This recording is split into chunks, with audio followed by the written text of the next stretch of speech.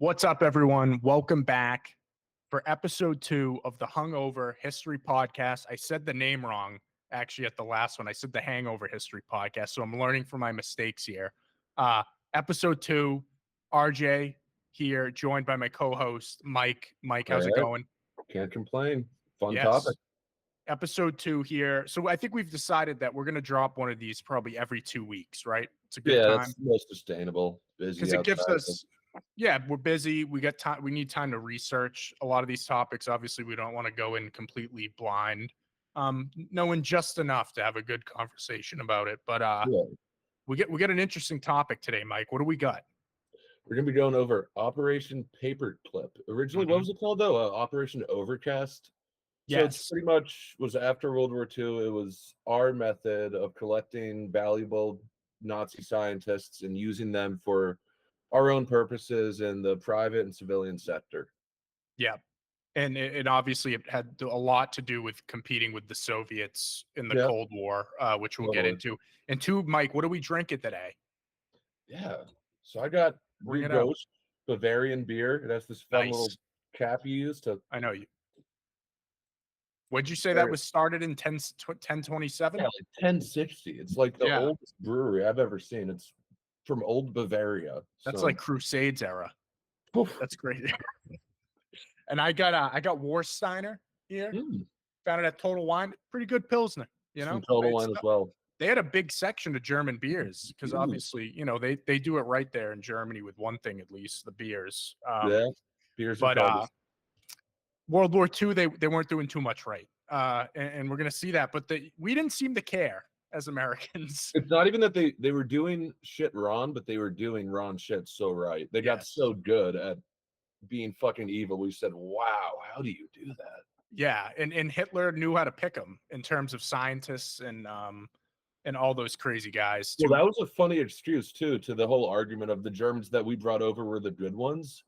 There was that special golden pendant you got if like you were close friends of Hitler, and like a bunch of the guys had those that we brought over. Yeah, I saw one guy, Otto Ambros, who we'll talk about. He got like a payment from Hitler because I think he invented something like silicone or something, a form of silicone, which is crazy. So I mean, listen, they had a good squad of smart people, and that's why the U.S. and the Soviets are scrambling after the war to get them.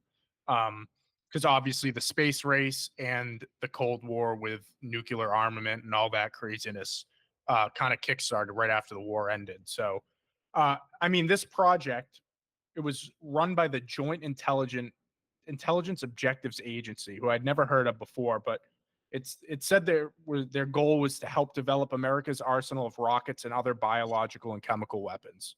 So again, it's kind of, I feel like World War II is definitely where America became the powerful nation we know it as today in terms of on the global scale. Would you agree? Yeah, no, definitely afterwards, the reconstruction we did in Europe. Yeah, so obviously they wanted to get ahead of the game, and they saw this as a complete battle between them and the Soviets. But we have this Project Paperclip, which I think they named it Paperclip because of all the files that they were basically like sponging and like, you know, they threw a paperclip on it. And it was originally Operation Overcast, and I saw something where when there was a specific like scientist who they were bringing over who they knew was a hardline National Socialist like party member, they would throw in a paperclip on top of that, and they saw so many, they just called it Operation Paperclip. And so that would signify that they needed to clean it, or it was it would signify, that's a record that you have to wipe, because a lot of it is back then it's all paper, so it's really easy for them to just clean the record on someone and print out a new name. Which is crazy because the CIA was established in 1947, right? Yeah, around there. That's when it went from the OSS to CIA. They had they got right off to it in terms of doing some sketchy shit. They were not shy about hiding this, but I think what's interesting about this is a lot of this didn't come out till later. It got declassified. Well, so there was an article that was written about it in 1946, and it instantly got like backlash. Public figures like Albert Einstein and Eleanor Roosevelt were speaking out about this, but overall, it just got overshadowed. The Roaring '50s happened, the Cold War started kicking off, and the idea of us collecting scientists just sort of became in the background until it was declassified by the CIA in the 1980s. And that's when people really started to see that we've invited over some bad guys. Yeah, approximately 1,500 Yeah. German and Austrian professionals. So obviously not all of them were Nazis, but Yeah. I saw some, I think it was Andy Jacobson who said on a podcast, like, how do you, the guys you want were with the Nazis, because why would Hitler not have chosen them if they were good? And that's kind of the problem, right? I tried to find a figure. It said that roughly over half of the people brought over were in some way or form directly affiliated with the National Socialist Party. So it means that they were genuine Butcherian Party members. And then they're in her book, Andy Jacobson, which is a really good book about this. She focused on 21 hardliners who were real deal in the SS, like very much devout Nazis, not just forced into it, who took it and ran with it. Yeah, I think the big name here, Wernher von Braun, probably. Yeah, massive. He's one. We mentioned Otto Ambros, and there's another guy here who we can get into a little later, Reinhard Gehlen, who was more into the intelligence side of things in occupied Germany. But let's talk a little bit about Wernher von Braun, because he was very integral in NASA and the space his upbringing's race. weird. From when he was a kid, he wanted to go to space. I think he was born in like 1901, 1902. His dad, I believe, was a World War I veteran, so he pretty much was being raised by a man rattled with PTSD, Right. insanely violent. He grew up in an authoritarian household, and he was always a very much like a right-leaning guy when it came to nationalism, military pride, stuff of that nature. So it just sort of made sense when in the 1930s he's working on rockets, and at the time he's like 23, 22. He's pretty young. He's like 23, 24 when he starts working in the science field. And in the 30s, when the National Socialist Party really blows up, they started giving him grants and money to fund his research. Yeah. Which is, I mean, at that time, obviously Germany was very following World War I. Hitler slid in there and he used that nationalism. We were talking about that on the last podcast with the Japanese, how crazy nationalism, how you can take it if you have a leader like that. And then obviously these guys were young, 23 years old. Like, you're still like developing, you're still thinking of your thought program. It's insane. Right. It's crazy. Today, I don't know if you could throw a 23-year-old in there. No, but also, I mean, think about the average person. I forget where he was from, but yeah, he was by far probably one of the more educated people of the time. Yeah. So all throughout the 30s, Germany was able to work on their rockets. They were able to work on their weaponry, which is kind of why they were so technologically advanced than us in different ways. They had been fighting for like 15 years before we showed up. Right, and they had the tanks, and they mastered the lightning warfare, which obviously was Hitler's go-to in the invasion of France and Poland. So Wernher von Braun's, his big development when he was with the Germans was the V2 rocket. And then he became the director of NASA's Marshall Space Flight Center and chief architect of the Saturn V launch vehicle. So he went in there. And then, Mike, you added this little note, which I didn't know about, that he was hanging factory workers. Yeah, that was back in, I forget where the camp was. But yeah, he would take the 5 slowest factory workers at the end of every day and hang them. And he had one of the big posters with the old German quote, "Work will set you free." And this was in Germany. Yeah, I believe. I would have to double check where the camp was. But yeah, a lot of their work camps were using slave labor. It wasn't always predominantly Jewish people. It was also occasionally just people from occupied territories, French, Belgians, random people like that. But yeah, he was known to be absolutely abhorrently brutal. And that's the thing, is like, so many of these guys, like, I would find a name when I was researching and I'd be like, well, let's see, did he actually do terrible things? And more often than not, they did pretty bad things. Some of them were convicted at Nuremberg for things, which is crazy. And it should be said that according to the history, President Truman sanctioned the operation, but he said, don't use former Nazis. So that's where it gets into that fun thing where the politicians might say one thing, but an intelligence agency or the Department of Defense Right. might just take it and run a different way. Because yeah, that totally was a laid down thing. And there were lots of cases of them wiping these guys' records. So they just had a completely clean slate. And that could have also been Truman saying that for the record Just to and save then face. whispering in their ear, hey, do what you got to do. Yeah. And I think that's kind of the big issue with this is like, obviously it's a moral issue, but you also have to understand the stakes at the time and the kind of the idea that this, if we don't get them, the Soviets are going to get them. Right. That's Totally. kind of their justification. I mean, it wasn't only the Soviets. We were competing against the British, the French. I mean, at the time, we were still fighting the Japanese when we started picking these guys up in like the spring of 45. We were still in a deep war with Japan. This is before we had dropped the atomic bomb. So we were looking at these guys and the people who created the V2 rocket, and we were thinking about how we could use that on our Navy ships and on our planes to mitigate losing guys on island hopping campaigns. Whereas England, they had been getting bombed with the V2 rocket for like 3 years. Like London had been decimated. So they wanted to reverse engineer that as well because they were worried about the possible Soviet influence. And obviously they're far closer to Russia and that sphere. Were the V2 rockets, were those used in the subs or were those on the planes?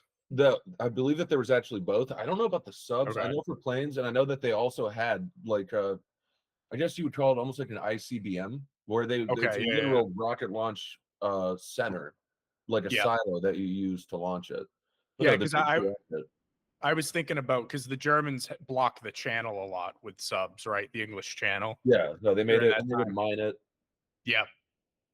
But yeah, so obviously, according to President Truman on the record, they weren't supposed to use Nazis. Like we just said before, though, it's hard to not use them when you want to get the best people for the job here. So another guy that we'll talk about here is Otto Ambros. And he was a German chemist, and he was a convicted war criminal. So he's got it. There's no saving this guy. And he was granted a visa waiver to visit the United States at least twice. That's what we have in records. But here's where it gets crazy. He was tried for crimes against humanity at Nuremberg and convicted for his use of slave labor at Auschwitz. I mean, that's not great. That's probably one of the of us getting guys who were at Nuremberg or before they were able to be tried, and we would just take them and ship them over. Yeah, and then later, so he was granted clemency by the Commissioner of the Allied Germany, John McCloy, released from prison in 1951. And then he became advisor to chemical companies such as W.R. Grace, Dow Chemical, and U.S. Army Chemical Corps. So it's not like these guys were like helping out. They were like leading these things in the United States. No, yeah. So, and also what he was doing at the time. So at the time, there was ABC warfare, atomic, and then bacterial and chemical warfare. Yep. Germany only did BC. I think we talked about it before. Hitler referred to nuclear bombs and the atomic warfare space as Jew science. Yes. Yeah. So he only focused on the chemical and bacterial warfare. So von Braun was also not von Braun, Otto Ambros was also doing vaccines for these. So some of his experiments alone were absolutely brutal, where he would just put a room full of people in with like the gas and then just shoot them up with different vaccines to see if he could save them. Really just insane. Absolutely insane. Yeah, the Nazi scientists, obviously this like thing, you hear rumors of stuff, whether what happened and what didn't, and them like experimenting on humans. But also, we weren't great either. At the time, no. we had just did the Tuskegee experiment with veterans from World War II, where we gave them syphilis. Human experimentation in the 40s and 50s was definitely not looked at the same way it is today. And I think that's just kind of what we learn when you research these things more and more. When it comes to war, anything's on the table, it seems. It's morals, unfortunately, go out the door on that. So we got Ambros, big guy. Who's the other one we were talking about? So this guy came up when I found some documents about him. His name's Reinhard Gehlen. Yeah. And he was the former head of Nazi intelligence operations against the Soviets. So was he the one? I thought I found a piece of an article that you sent me where a German commander had asked this guy in like 1943 or 44, like, how do you think the war is going? And apparently, this German commander who was talking to him was a collaborator with the OSS and allies. And this Oh, was a okay. part of like the early parts of it where they were trying to get guys like that who knew about Russian tactics to go see what they knew and see how their war efforts were doing. I think I Well, remember reading that. that could have been him because what he ends up doing is he basically is the head of the U.S. occupation authority in United States occupied Germany at the time. So obviously, for those who don't know, after the war, Germany became occupied. They separated it into four sectors. You had Great Britain had a sector, France, the U.S., the Soviets, and then Berlin was a little complicated, right? Yeah. That was split in two. Berlin Wall, obviously. So this guy was leading the intelligence occupation in the U.S. sector, which is, but I mean, obviously it's a no brainer, right? You're going to pick the guy who was Yeah, working knows. against the Soviets Yeah. in the war. But what was interesting with him is I guess a bunch of the guys who worked for they called it the Gehlen organization. They had at least 23 were direct workers for this guy named Adolf Eichmann. And this guy, Adolf Eichmann, upon further research, was the plan coordinator of the final solution. And he was basically the chief executioner. So we had at least 20 people who directly worked for this guy. And I found this is not related as much to Paperclip, but his story is kind of interesting. So the U.S. captured him in 1946. He escaped prison, went to Argentina with a false identity. Then Israel, the Israeli Secret Service, came in. Yeah, in 1960, they smuggled him out of the country illegally, brought him on trial in Israel, and then he was the only death sentence ever imposed by the Israeli court. Say what you want about Israel. The Mossad are fucking badasses. Yeah. They were putting in fucking work in the later half of the 20th century. And I feel like that's a good one death sentence to have. Totally. That's a solid one. Yeah. Because originally something I was researching was how is it Israel not looking into what was going on at the time? And then I realized, like, duh, it was 1948. They had just been founded. They were fighting multiple wars against Arab countries around them who were trying to invade. So it makes sense that they weren't really able to start their counterintelligence efforts till like the 60s. Right. Yeah. Yeah, which is crazy because obviously Israel's big in the news now, but people forget that it really didn't become a country until not that long ago. No, 48. Which is crazy to think about. But who you got any other big names here? I know Arthur Rudolph was another guy. He also worked for NASA. He was an executive and he was a collaborator with Wernher von Braun. A Dr. Hubertus Sprughold. So he did space medicine. Yes. He was a scumbag as well. I mean, pretty much everyone's scumbag. But yeah, and just more medical testing, known to test primarily on children. He was one of the people who liked to like chop off a twin's arm and see if another twin would feel it in a different room, shit like that. Yeah. Really just morbid shit. Yeah, and so it said he was believed to be a part of that research at Dachau. But I mean, there's no hard evidence to say he was there, but that's because records were wiped. Whenever the Nazis knew that someone was coming to a camp, they were burning everything. Yeah, well, that's actually crazy because I found out this thing called the Ausenberg list. Oh, yeah. It was a catalog of all the scientists and engineers employed by the Nazis, and they found it in a toilet. Yeah, someone tried to flush it. Yeah, at Bonn University in Germany, which is crazy. I feel like, a little simple burning of the catalog might be easier than flushing it. I mean, espionage and just genuinely everything back then, it was different, man. It's not like you just go look at the security camera outside of the school to see who was there, Right. It was all paper records. Yeah, which is crazy. And I mean, this whole thing, it's not a good look, definitely, but it's tough to call it out completely because, like we were saying, you have to think of the stakes at the time, right? Because if you look at it out of context and you say, we hired Nazis after fighting them in World War II, that's not great. But you have to kind of go deeper into why. And obviously the Cold War. And it wasn't only us. England was also Right. scooping up Nazis. France was attempting to as well. Russia actually picked up more Nazi scientists than us, but Yeah, they had their own paperclip. and It was they were a called. bit different. So we bought them like apartments and we gave them a life. Russia only Yes. wanted to get the information out of them. Then they just sort of kicked them out and sent them Yeah. back. So part of that is why, and also that list that you were mentioning, that put us light years ahead of them. We had specialized people, whereas they just sort of had lab techs. Right. And you got to wonder, like, obviously, it would have been nice to just get their information and then kick them out. But I think if I had to guess, the US perspective was if we give them somewhat of a decent life here, they're going to be more willing to cooperate. Mhm.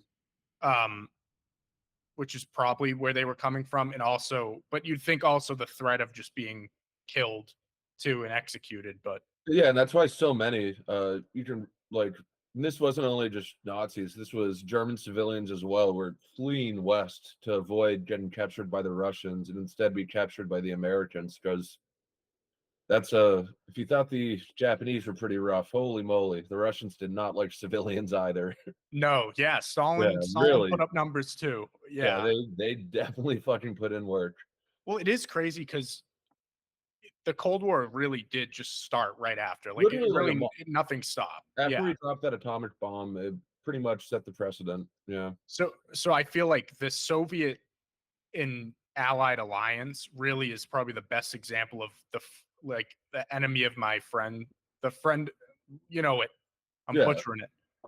The My enemy of my friend this beard's getting to me. Fuck.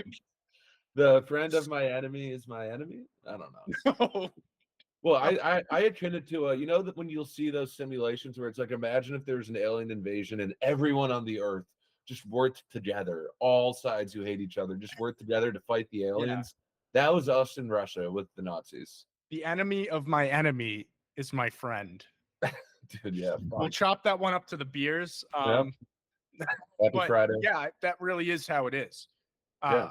And because kind of like the Japanese and the Germans, I feel like there wasn't much cooperation between the Allied, Britain and the US and the Soviets. Because they were There kind of was like towards the battle-wise, end. yes, but like Yeah. not production-wise. We all used different equipment. We were all using Mhm. different primary rifles, different grenades. Even yeah, straight. Yeah, honestly, yeah, no, you're really right. Different strategies, like on how we would genuinely fight a war. Yeah. And then a lot of people would argue that, obviously because we're from the US, our history books kind of make it sound like we were the reason we won the war. The Soviets definitely played a big role in that, though. And I think that Hitler's decision to invade Russia when he Yeah, did probably was the nail in the coffin for him. totally. Because if you look at it, it's really crazy. Like he started off with a huge advantage. He Yeah, took France, Poland. He was bombing Britain. It was not looking good. And then he made some bad decisions there. he was also on meth a lot. Yeah, he was insane. Yeah, Yeah, I think that's definitely it. But what else do we got here? Any US guys? It's yeah. tough. So Obviously, the focus was on the German people who helped out, but so for the U.S., they really don't say too many names. It's more so the different organizations that they're worked for.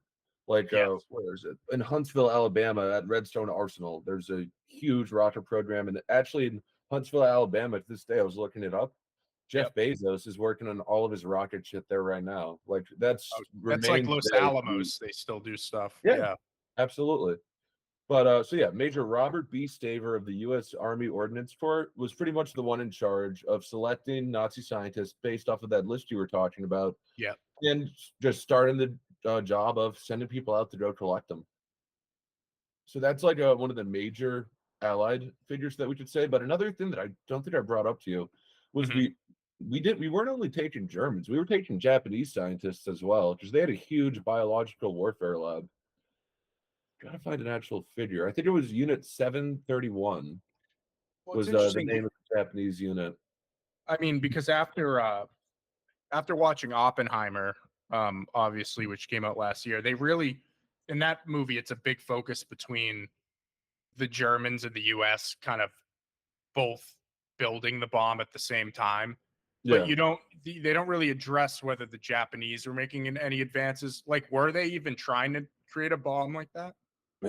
Man, they were flying planes into ships. Yeah, I feel like they had their other priorities They were there. doing they were Yeah, trying to do chemical warfare shit for sure, but no, I mean, they were old different school. They still culture. had the bayonets. Yeah, I mean, it was Yeah, just different. I mean, honestly, I kind of want to look that up. yeah, check it out.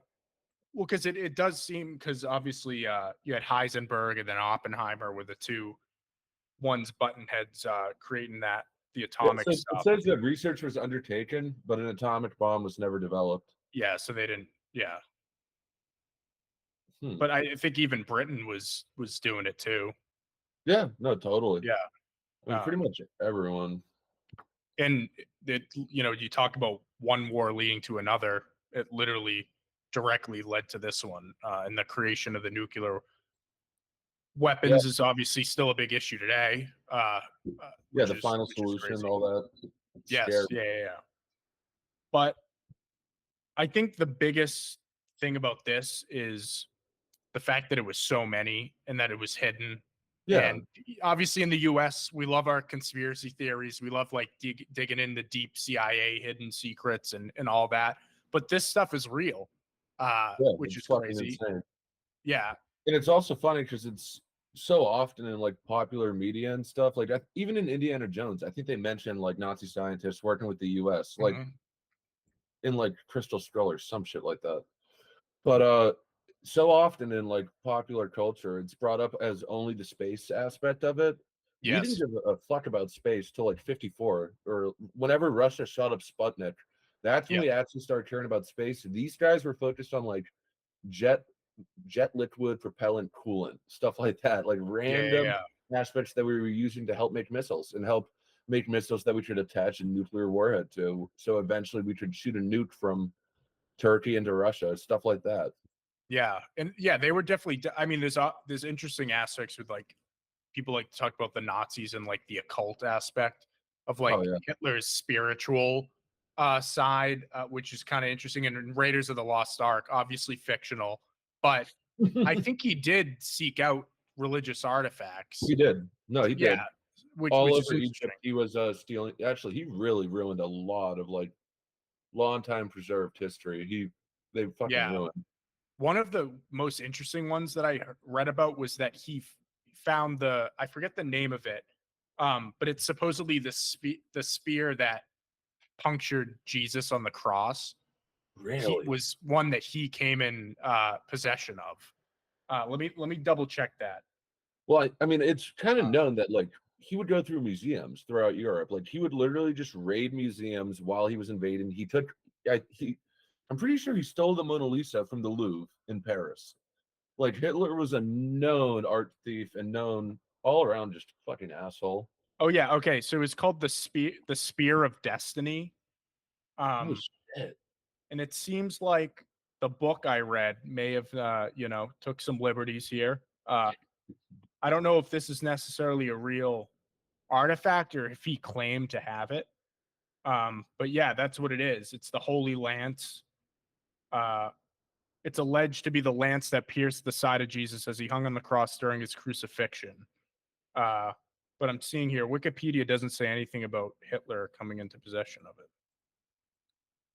No, it's preserved at St. Peter's Basilica in Vatican City. So it is a real thing. Did Hitler ever get it though? Not seeing it. Damn books. Gotta be careful out here. Um, but no, so Hitler he was up to some weird shit. So it doesn't surprise you when these guys were cutting up bodies and doing weird experiments and Yeah. stuff. What do you But also, think I mean, though? What oh were you yeah, gonna go. say? No, you go ahead. Well, I was going to say, if you're a U.S. soldier, because obviously a lot of this stuff didn't come out till like I think the 70s is when people started realizing that we were hiring these people, and then there was like a mass deportation of Nazis who were in the Yeah. U.S. Uh, but if you're a U.S. soldier finding out this information, like that's got to be tough, right? There You were just fought, veteran groups in really? 1946 when like Albert Einstein was speaking out because that was a huge thing. Einstein left Germany in 1932 we saw the rise of the National Socialist Party, the Nazi Party. That's when he left. And his whole thing that he was pointing out to U.S. officials that he was pleading with was these people weren't forced to be Nazis. They stayed voluntarily. Yeah, and then a lot of them were, obviously you have those things with them going to South America too. But it's just wild to think like, we just beat them in the war, and then we had them living among us in the U.S. A lot of them thriving. And so remember I was talking about Huntsville, Alabama? Yes. And that's where pretty much a lot of the NASA rocket testing, a lot of that stuff started there. And they moved in probably like 700, 800 Germans. So probably like 400 families of Germans, because they didn't only send the scientists, they were able to take their entire family over and get citizenship. So all of a sudden, it's Alabama, 1946. Yeah. 700 German people show up to your small town, and everyone's just like, what the fuck? What's going on here? Yeah. People in Huntsville were like outraged. They were like, there's like German crimes going on. Well, I mean, seriously, talk about a time where like if they had social media back then, they wouldn't have been able to cover that one up. That's pretty insane. But I found this actually before we recorded this. I guess in 1989, this guy Jacob Denzinger, he was among dozens of suspected Nazi war criminals and SS guards who collected millions of dollars in Social Security payments. Yeah. And then what's interesting here is this is how they did it, supposedly, is the payments flowed through a legal loophole through the Justice Department. And so these guys are getting Social Security. Yes. And this was it. They used it to persuade them to leave. So if they agreed to leave the country or fled before deportation, they could keep their Social Security. Which is like, ugh. That's fucking gross. So then you get into stuff like this, and it's like, damn, like, even trying to clean up your mess, you're doing bad shit. Yeah. No, that's I didn't realize about the Social Security, nor did I really think to even wonder about that. Wow. Yeah, because Social Security, who was that? Was that FDR who initiated that? Oh. Yeah, I think it was, because that was a relatively new thing. Let's see. Yeah, FDR. Good call. Is that like part of the New Deal or something? Yeah, I'd assume so. Like all those other social movements. Yeah, so that was a relatively recent thing too. So people it wasn't even really on their radar, probably as much as what that could mean for these Germans that are coming in, which is crazy. But I don't know, man. I mean, it's a lot of information there, but it's more so. It's just it's misunderstood because there's so many different parts of it. There's this one. I forget the name of the Nazi. I'll find it eventually. We can throw it in the description or something. Yeah. But he pretty much had his own form of GE, like or no, John Deere, where let's just say it was like Ambros and Sons, where they were selling tractors in the United States till 2005, when the company just randomly went like bankrupt. Yeah. Like it was really, I mean, even some of these random, like I'm sure you know the thing about Fanta, orange soda. So Germany created Fanta in World War II because when they invaded Poland, we set up an embargo and stopped importing any goods to them. So without Coca-Cola, they produced Fanta. So they made their own. I didn't know that at all. Yeah. No, it's totally weird. Well, I mean, you go to the technology was started by the Nazis. Lots of random. Well, shit. We had all those Nazi like Hugo Boss, BMW. Wasn't IBM too? Rolls, IBM was involved in like camp stuff. IBM was really? Pull up IBM and their involvement. I know Rolls-Royce too. They made like parts to German warplanes. I mean, let's see. Yeah, IBM and the Holocaust here. Mm-hmm. This is a book that came out, The Strategic Alliance Between Nazi Germany and America's Most Powerful Corporation. So IBM is an American corporation, correct? Yeah, IBM. So why would they be dealing with the Holocaust? So they were doing business. Henry Ford donated money to the Nazi Party as well. The creator of fucking Ford Motors. Walt Disney was a known anti-Semite. He also donated money to the Nazi Party. That's insane. Yeah, because if you do look back, like the early 30s of when Hitler was starting out, he Yeah, did have some sympathizers, and they met a lot to of the like United political people States. met with him. And we had a huge German population. We had a Yeah, massive German population, and there were plenty of American Germans who went back to Germany to fight in World War II. I'll tell you though, the one guy who never liked him, Churchill. Yeah, he was a smart guy. Yeah, he's a So, smart guy. We'll have to talk about him one time because there's a lot of crazy stories with him. yeah, Uh, he's a weird guy. yeah, talk about doing some stuff under the radar as well. Yeah, IBM and Death's Calculator. What exactly did they do though?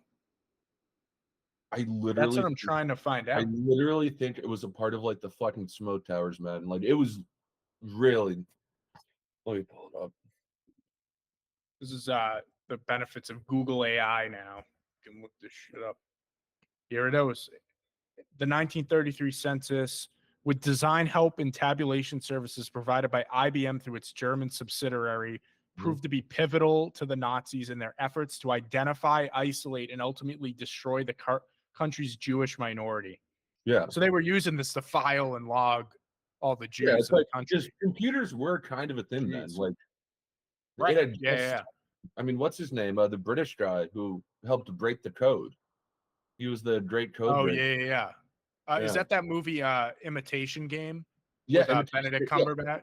Yeah. he was like openly gay, and then he like killed himself later on. Yeah, it's Yeah, so sad. that's insane. Yeah. He like pretty much won the war. Yeah, I didn't know. I mean, I knew that IBM had some sketchy past, No, but I IBM did was. not know they were directly involved like that. No, yeah, and there's still a fucking company under the same name just because it's like whatever. It is amazing how when time passes, they just, they let some things go to the side. But what's crazy about this thing in general is no time passed. We got right to it in terms of hiring these guys. Oh, Uh, right away. I don't know. What's your take on it though? Like looking back, bad move, justified move, because we Uh, won the Cold War, right? did You we? know, Look at us now. yeah, that is Did true. we? Um, so honestly, I don't know. We had the package, they had the way to deliver the package. And by that I mean we had the atomic bomb, Yeah, which at the time was superior to anything else. The V2. The V2 is cool because you could launch it and it'll hit 100 miles away from the yeah. launch pad. And that was fucking revolutionary. I don't know if we needed to take all of them. I don't know if I agree with it personally. Yeah. But Yeah, yeah, I mean, you're talking about, you could have taken, Reinhard, had a Nazi intelligence, sure. Like you take a handful of guys, but when you're talking about hundreds, and also these guys weren't just taken, they were awarded. Wernher von right? Braun was like had his fucking face up in NASA till 2004 when Yeah. like people were like, wait, why is he here? Like what? And he And died did from people the know? Did people question that? I mean, very you could listen to a really cool Jacobson thing where it would be like a random person, like a survivor would look at the image because they would oftentimes oh, they'd a little recognize. bit. They would Yeah, Americanize the names, just like yeah, what happened when my family moved here, when your family, when most people who were yeah, immigrants moved here, they changed up the names a bit. yeah. But What did yeah, no, it wasn't. his last name turned into Brown, right? I think. Yeah, Yeah, yeah, exactly, yeah. yeah. And no, so it's totally nuts. And a lot of these guys lived out. We paid for their rent in fancy cities and shit. We Well, gave that's their when it's all citizenship. the additional stuff where it's like, Did we have to treat them like a king? right. Did we have to let them stay in the country after they were done too? Yeah. That's the thing. So yeah, and yeah, it's weird because I really can't think of another conflict where you have that. Maybe some stuff in the 90s, like in Albania, Kosovo, where like war Yeah. criminals are running to different places and being hidden by people. But this is really like the US just for the scientific edge is I don't think it's morally justifiable. No, Now, I don't think definitely you could not. say won us the Cold War because I think we were gonna win that. I honestly think we were gonna win that regardless of if we got the V2 rocket power, but I mean no, honestly, maybe we did need it. I mean, you do have to also factor in the fact that they were trying to denazify Germany too. Mhm. So maybe you could twist it in a way where like we were removing these guys and putting them in places where they couldn't restart, right? But Yeah, I mean, we had that area occupied, so it's like it's tough. Yeah. it's yeah, I don't know if it was justifiable, but also, yeah, I mean, I'm like an insurance person, so like I don't know. Man. It's like Yeah, that's true. Yeah. I don't know why I- I'm trying to put my 2 cents on this. I guess you have to Yeah. do what you got to do.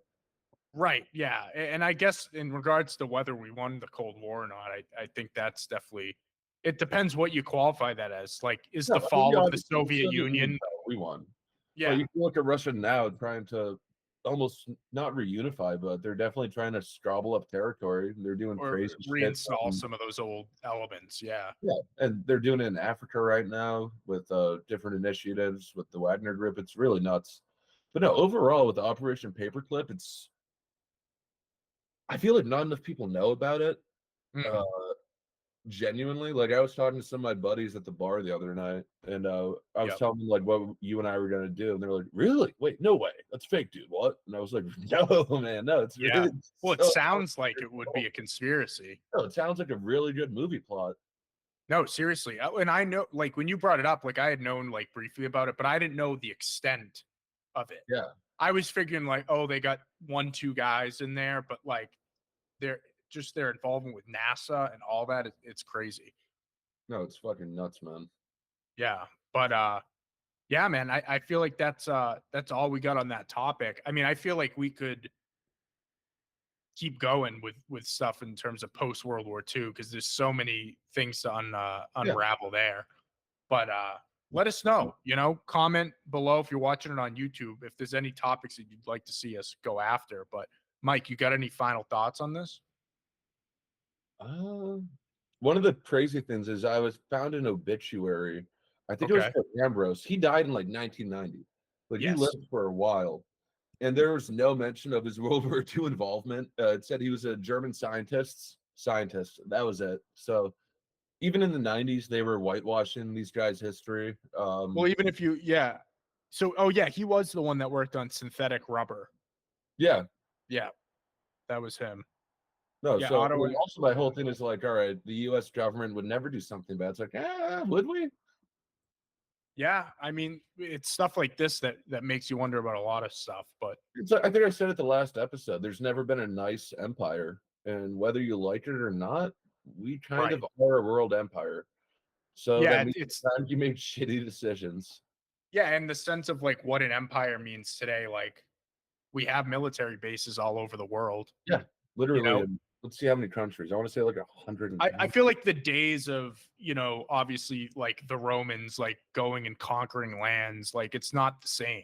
Yeah, we're not going to take over France and make them all our slaves. Yeah, like you can, like in the case of Russia, you can control a country by installing someone in their government. Yeah, you know what I'm saying? 25 bases overseas, man. That's crazy. That's so fucking many.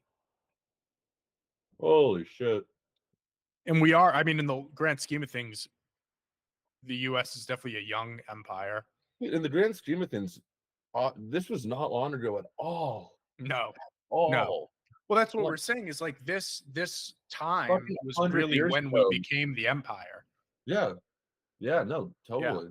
We had just that was depression. We made ourselves a manufacturing beast in World War II. Pretty much saved our economy. I'm trying to see here.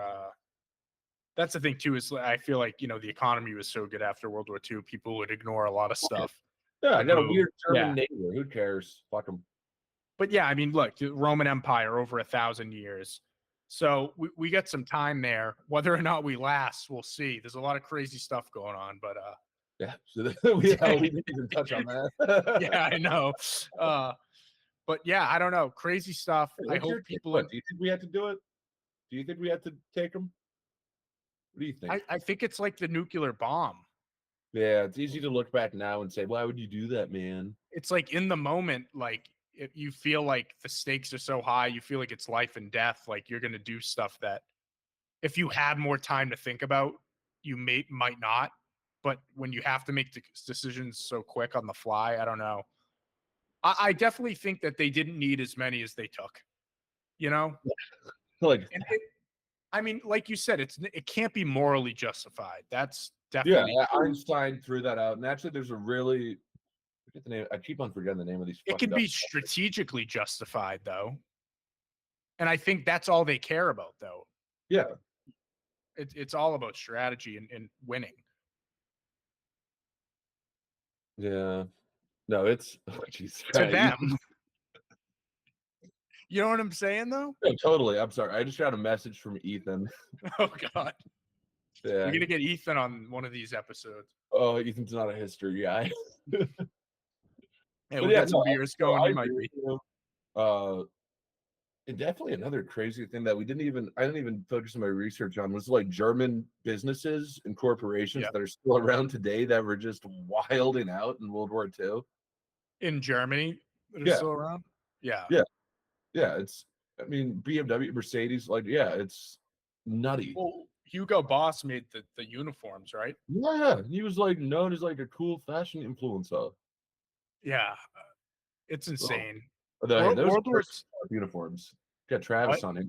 Those are some sharp uniforms. You can get Travis. Where they had those bunchy leg things. I don't even know what you call those. Oh. Yeah. But yeah. I mean trying to think. It's definitely, yeah, I would say I think a good way to finish it would be it is not morally justifiable, but it's strategically justifiable. Yeah, because they were doing it too. Russia was doing it too. If it's them and it's like, what are we going to do with these guys? For all we know, if we just throw them back in Germany, they'll just cross the bridge to East Berlin and just go side up with the Russians. Yeah. But I don't know. I mean, the Cold War is obviously a very complicated, intense time. There's a lot of different little conflicts we can talk about there. Yeah, and we're probably going to get a bunch of those in. 100%. Love World War II, but our next one, let's try and do like a 70s, 80s vibe. Yeah, let's go. Yeah. I like it. And again, guys, comment below. Yeah, stuff that you guys want to hear. Want us to talk about. I know that it could be like a modern contemplative issue. Yeah, well, yeah, definitely. About it. We'll do that. I mean, there's definitely plenty going around now to talk about. So we're not short of topics in current history. So, but yeah, man, I think this is a good episode. Yeah. Good stuff. Bad. Hopefully some people learned about this. Like you said, not many people know about it. I learned a little bit more about this. So I think overall success. No, thanks for listening. Yeah. And let us know, guys. We'll be back 2 weeks. All that stuff. Yeah, every 2 weeks we'll be dropping twice a month. You want to try to do Fridays? Yeah, maybe Fridays. We'll be dropping on Fridays. Book it. All right, guys. But RJ here, Mike. That's going to do it for episode 2 of the Hungover History Podcast. Cheers. We'll see you. Be good. All right.